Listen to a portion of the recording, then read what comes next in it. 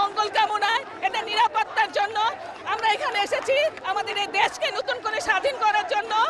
আমরা নিরাপত্তাহীনতায় ভুগছি, পথে ঘাটে আমাদের সন্তানরা মারা যাচ্ছে। আমরা এর বিচার চাই। এই ঘসিটি বেগম, এই মীর জাফরকে এই দেশে আমরা দেখতে চাই না। এই দেশ থেকে তারা বিতাড়িত করতে চায়। আমরা শান্তির দেশ চাই, আমরা নতুন করে স্বাধীনতা অর্জন করতে চাই। এই শোককে সবার হাতকে আমরা এক করতে চাই।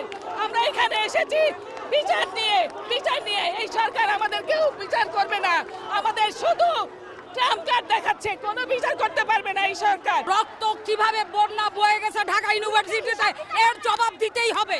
ওনাকে এর জবাব দিতেই হবে।